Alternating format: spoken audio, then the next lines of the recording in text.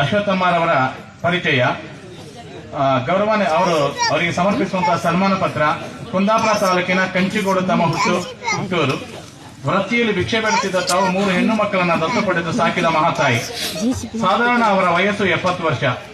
ಅನೇಕ ವರ್ಷಗಳಿಂದ ದಿನನಿತ್ಯ ಭಿಕ್ಷೆ ಬೇಡುತ್ತಿದ್ದ ಹಣವನ್ನು ಸಂಗ್ರಹಿಸಿ ಹಲವಾರು ದೇವಸ್ಥಾನಗಳಿಗೆ ದಾನವಾಗಿ ನೀಡುತ್ತಿರುವುದು ನಿಮ್ಮ ಶ್ರೀಮಂತ ಹೃದಯವಂತಿಕೆ. ತಾವು ಇಲ್ಲಿಯ ತನಕ ದಾನ ಮಾಡಿದ ಹಣದ ವಿವರ ನೋಡುವುದಾದರೆ, ಕೊಳಲಿ ಸಮೀಪದ ಈಶ್ವರ ದೇವಸ್ಥಾನಕ್ಕೆ 1.5 ಲಕ್ಷ, ಮೂಲ್ಕಿ ಬಪ್ಪನಾಡು ದೇವಸ್ಥಾನಕ್ಕೆ 1 ಲಕ್ಷ, ಉಡುಪಿಯ ಸಾಲಿಗ್ರಾಮ ದೇವಸ್ಥಾನಕ್ಕೆ 1.5 ಲಕ್ಷ, ಮಂದಾತಿ ದುರ್ಗಾಪರಮೇಶ್ವರಿ ದೇವಸ್ಥಾನಕ್ಕೆ 1,70,000, ಶಬರಿಮಲೆ ದೇವಸ್ಥಾನಕ್ಕೆ 1 ಲಕ್ಷ, ಕೊಳಲಿ ರಾಜೇಶ್ವರಿ ದೇವಸ್ಥಾನಕ್ಕೆ 1.5 ಲಕ್ಷ, ತನ್ನ ಸ್ವಂತ ಊರಾದ ತ್ರಾಸಿ ದೇವಸ್ಥಾನಕ್ಕೆ 1 ಲಕ್ಷ, ಅಯ್ಯಪ್ಪ ಸ್ವಾಮಿ ಹುಟ್ಟಿದ ಊರಾದಂತಹ ಪಂದಳಕ್ಕೆ 1 ಲಕ್ಷ, ಪಂಪಾ ದೇವಸ್ಥಾನಕ್ಕೆ 1 ಲಕ್ಷ ನೀಡಿರುತ್ತೀರಿ.